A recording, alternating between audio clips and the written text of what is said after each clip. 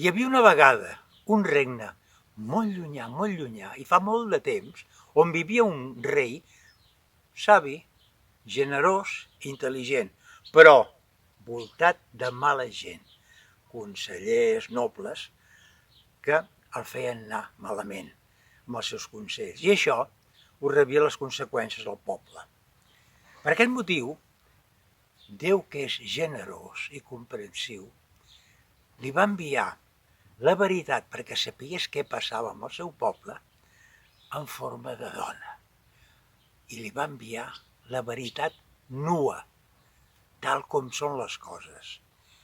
La veritat nua, en forma de dona, es va presentar davant les portes del castell. Quan el guarda va obrir la portella per mirar qui trucava, va quedar sorprès de veure aquella dona nua, sèria, rígida. Qui ets? Soc la veritat. Vull parlar amb el teu rei. Un moment! Va anar corrent al capità de la guarda i va dir: capità, hi ha una dona nua que diu que és la veritat que vol parlar amb el rei. Que la veritat nua vol parlar amb el rei?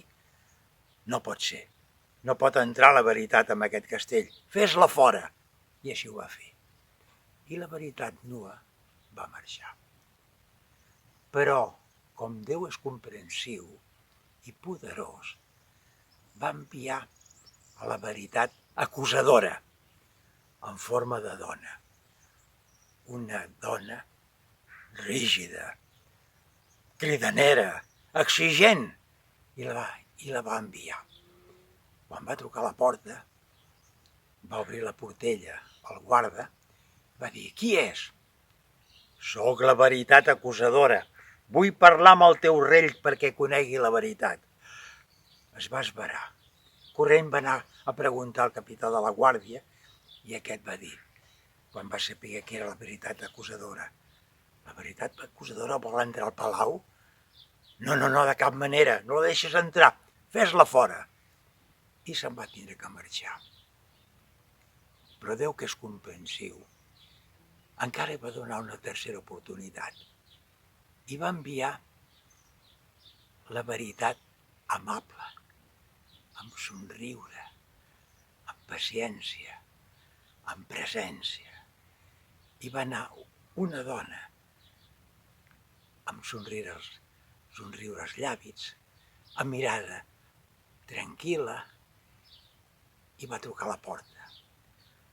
Van obrir la portella per mirar qui era, el guarda. Qui ets? Soc la veritat amable. Vull parlar amb el teu rei per explicar-li coses que li interessen i que us interessa a tots vosaltres també. Penso que convé que parli amb ell. L'home no sabia què fer.